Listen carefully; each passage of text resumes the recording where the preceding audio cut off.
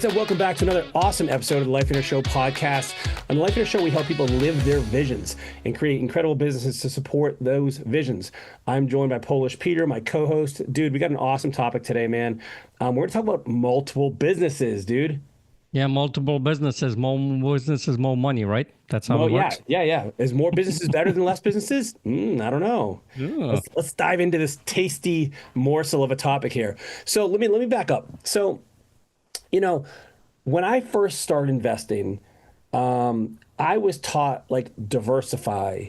I was taught like, hey, you don't want to have all your eggs in one basket. So have a bunch of income streams. How many of us have heard this? Like, hey, have multiple income streams. Yep. And yet what I really ended up learning was that was misplaced advice for where I was in my journey. And diversification is great when it comes to assets and investments, and we'll discern from businesses in a moment. But it's not necessarily good when it applies to businesses, at least in the way that most people do that. So here's the thing.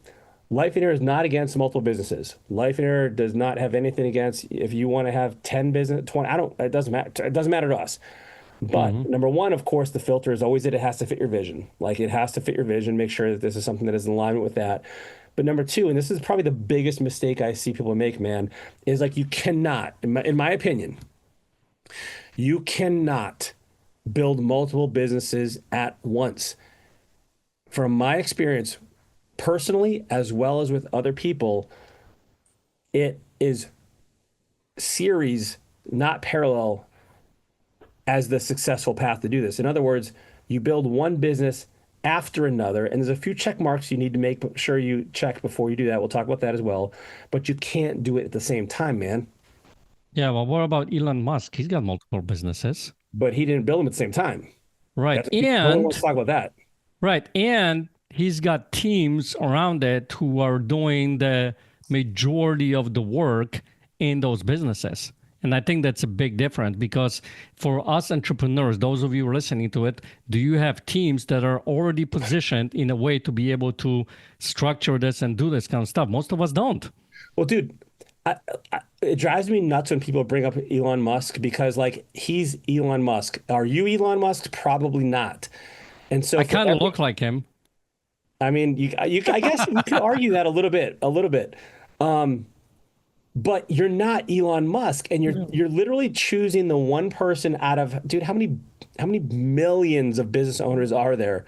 Yeah. You know what I'm saying? Like that's like, I mean, okay, like that's not an example. Like that's, right. like, and so yeah, listen, think about it this way, like doing multiple businesses at once, what ends up happening is your mind, your time, your productivity, your energy, your everything gets split up in 14 different buckets. And what ends up happening when you're doing this, you are not able to give full attention to each one of these buckets, which obviously not only does it split your time and everything all over the place, but you prolong any kind of success of any of these things. Right. I mean, when you came in, you said you had what, 4 or 5 businesses? Yeah, I had 5, dude. I had 5 businesses. All of them are doing okay. None of them really doing what I thought they should be doing. I'm like, what the heck's going on? And my coach is like, listen, you just got to pick one. And when I'm honest, the reason I had so many was because I was afraid of choosing the wrong one. I'm like, well, which one? I don't know which one's going to be successful. And he's like, any of them could be successful. Just pick one. But right now, none of them will be successful in terms of what you want them to produce. And it was fear for me. But to your point, dude, like, so here's what happens. Diverse, and let me just dispel something right now. So the Life Inner model, and one that I've seen work again that we like is like, you start with your vision, and this will all make sense in a second. You start with your vision, you have your business. This is the thing that you make money with. Mm-hmm. You take the excess profits from that business and you buy assets, right, that provide cash flow. Mm-hmm. At the asset stage is where you can diversify because these are not dependent on you to run. Your business does require you. And so at least at the early stages, and we'll talk about how to move on past that in a second, but like that's where you do not diversify. That's where you double down on the thing that's working so you can make more money, because this is really the income. This is the cash generating, revenue generating activity that allows you to buy assets. Like assets in and of themselves, it's a very, very long path to grow. when it's the cash flow from those that you're using to buy more assets. Like it's the business that buys the assets. And so imagine this, like you got your one business that requires you, because that's why, by the way, that's the way all businesses start. And you never evolve into having systems and processes. We've talked about this before in Life in our show. And then you try to add one more business with you at the center of it again. And then that one's not producing what you think it's capable of. So you're like, something's going on here. Maybe it's the wrong business. Like maybe something else is easier. Maybe something else is quicker. I'll do that. Or you see, maybe you see somebody else being successful in some other thing. You're like, man, I need to open a laundromat. Man, I need to have a storage facility. Man, I should really like have a car wash, like, and you all of a sudden you have all these different businesses and none of them are working. And all you're doing is working more and more, and there's no cash flow coming in, which makes it even harder because then you got to even work more to try to get the cash flow. It's like this death spiral. Yeah, and then one little caveat that I would mention, because Vojo talked about the asset, right? Well, the asset, that's when you diversify. Just be careful how you set yourself up in those asset stage, because I see this sometimes with, people like, so they have the business, they have the profits. From the profits, they go buy that asset. So let's say I have a business in, I don't know, making pancakes. And I'm successful, and this business, pancake business, is creating the profit. So I'm going to go and buy myself a rental house and start renting out to get some passive income. What ends up happening a lot of times is because that psychology up here is I got to do it. Now that business owner becomes the landlord. And he's the one who is making sure that he's collecting the payments and all that stuff and showing up at the house and Yeah. doing, fixing the house and blah, blah, blah. And guess what? Now you end up in the same problem that you've had before as multiple businesses. So, what's important that I want you to get from what he's sharing is having those systems and processes in place before you move on to the next thing. So to that point, this is so important. I want to accentuate it. Once you have a business, a single business, how many businesses? A single business that is not reliant on you. Or maybe you're putting in 5, 10 hours a week, something totally manageable, maybe 20 hours a week. Then and only then should you even consider another business. And it's with this caveat. Could you make more with that new business with the time you want to put in compared with what you're already doing? So let's imagine your vision says you are working 20 hours a week and you're putting in 10 hours a week in your business and you are making $200,000 net per year. Will adding another 10 hours of work per week, because remember we said 20 hours total for your vision, will that extra 10 hours create a better outcome for you versus just taking those 10 hours and doing more of what you're already doing? Like, so if you could put in another 10 hours into this existing business and make another $200,000, will this new opportunity provide more for you than that? And if the answer is no, then you don't pursue it. You just double down on what you're doing. If it answers yes, then perhaps you investigate it and you start doing that. So that's another huge thing, is like the opportunity cost of where your time is going has to outweigh the thing you're already doing in order to move forward. Right. So I think it's a really good point, because, looking at the numbers, all of a sudden, like, yeah, you know what? Yeah, he's right. And I had to say it, and this is being recorded. So the fact that I said the voter is right, I don't know. I have to delete that, cut that part out. So, but here is the thing. So why do so many people end up with the multiple businesses? And because what ends up happening is, I think there is this underlying lie that's been perpetuated kind of out there, is that, grass is greener on the other side, right? We talked about this, Vojo, right? Yeah. And how many times is the grass greener on the other side, from our experience? Dude, never. Right. Because Hardly ever. Hardly ever, because guess what? That new business, that new opportunity, is going to have its own problems, right? That you're going to have to deal with, and you're going to have to fix or whatever, adjust, right? Dude, this is where like there's an ignorance that is associated with this, that I think is it's to be expected, because you don't know what it really takes to be successful in a new industry or a new business model. Talking with other people gives you some kind of context for that. This is one of the great things of life in here, is like being able to have those conversations with people that are actually doing it. And then just don't just tell you what you want to hear. Like, so let's say for instance, you go to a real estate investors association and some guru is pitching notes or they're pitching multifamily or whatever it is, and they make it sound so rosy and so good and so like, oh, this is what I've been looking for.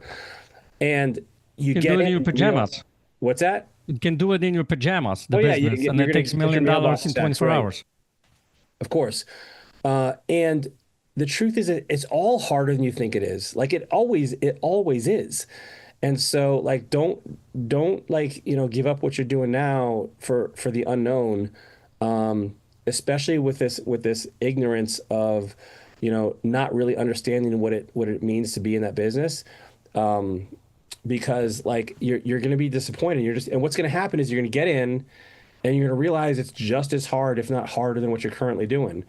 And then you're gonna be like, well, maybe this is the wrong thing. And you just jump to the next thing and the next thing. And you just Hmm. continually do this cycle, continue this cycle of more businesses. And by the way, this is gonna get me in trouble, man. But like when I hear someone say they're a serial entrepreneur, most times, not always, but most times what I hear is they have a bunch of half-baked businesses that aren't producing the money they want. And they are completely they're unfocused and they're all over the place. Yeah, and I think that's another entrepreneur trap because I went down through that path back in the day of, like the multiple businesses diversifying, and I was all over the place. And it's really hard to be able to get anything going. And especially in today's world, right? I mean, look at business, marketing. You got to market that business. The attention span that you need to, catch their audience to be able to go and do business with you, it's a little bit harder. So you're going to have to focus and be intentional in that one business to start to creating, get those processes done, put those systems in place.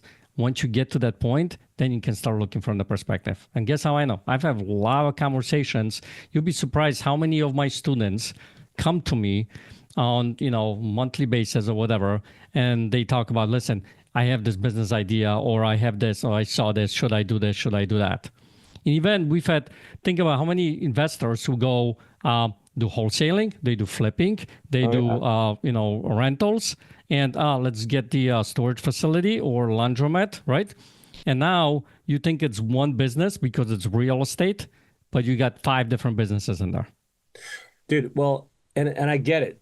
I get it because it's either fear that can influence you, Or or ego. quite frankly, it could be simply the entrepreneurial, psychological makeup. Like we spot opportunities, we see gaps in like, oh, this would be a cool idea, or oh, like that, like we are like it's that very thing that makes us successful in spotting opportunities that can also be our downfall.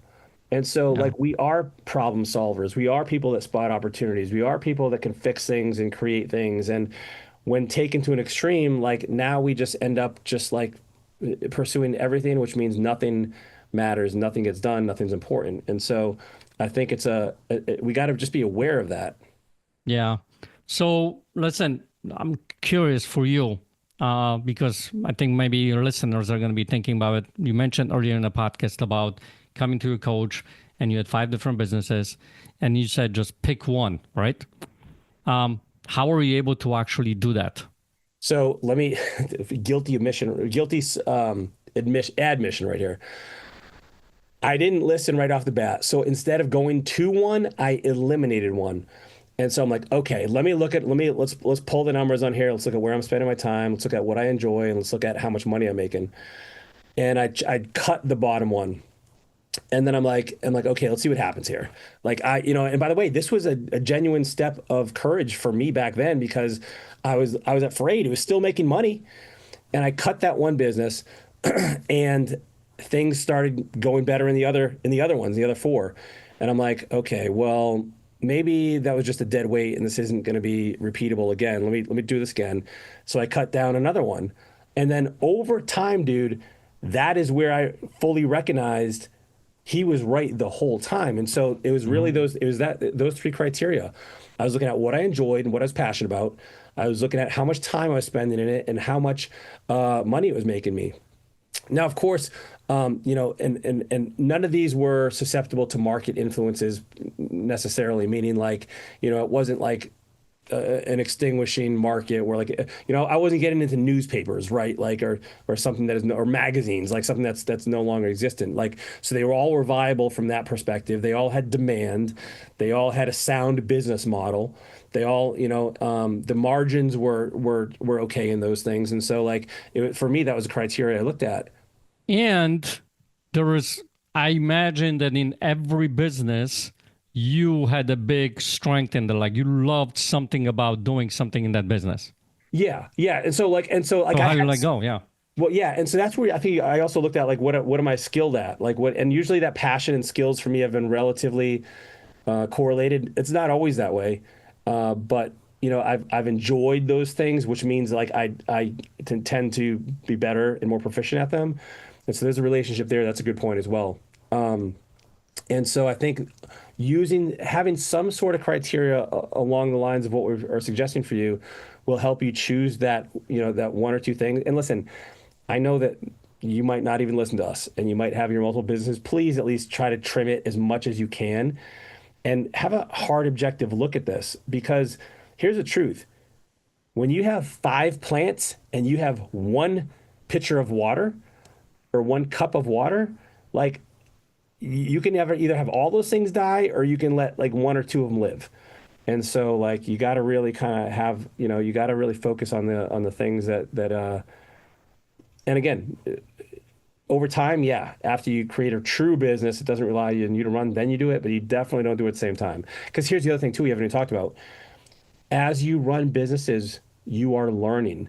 And if you continue to make the same mistakes in all of your businesses, they're all going to suffer the same fate. You got to kind of focus and learn those new lessons in one business so that you can transfer those to the next business that much quicker. Because if you have 5 businesses and you're learning the same lesson, like in every single business, that is a very painful, very slow way to progress. But if you learn those lessons from one business and then apply them to the next one, you just automatically catapult to that level that much quicker. Right. Because just let's give an example. I got to do it myself because nobody can do it as good as me. If you have that kind of a belief, what does that mean? That means that I have to do everything myself. I'm like a one-man show. So if you do all the business at the same time, guess what you're going to be doing? You're going to be doing the same thing all over the businesses. So it's a really good point to be able to, grow as yourself, as a leader, as a business owner in that one business. Because by the time, think about it this way, by the time you get to the business where you've set it up such that there are systems in place, there's SOPs, there's people involved, so you don't have to do everything yourself and you're not stuck in a business, guess what? You've learned a whole lot how to be a leader and business owner. So now doing it in another business, you're probably going to do it completely different that you would have done back in the day. So I think it's a really good advice. Well, listen, guys, hope you got something out of this episode. Again, not against mobile businesses. Want to make sure you do it right. Want to see you succeed. Need help with the business side of things? Come on out to the Business Builder Workshop. Peter and I will walk you through that process. Otherwise, please share this with somebody who maybe has some shiny objects, some squirrels in their lives, and they have a hard time focusing on that one business, and as a result, they're struggling because this could make all the difference for them. We'll see you next week, everyone. Take care.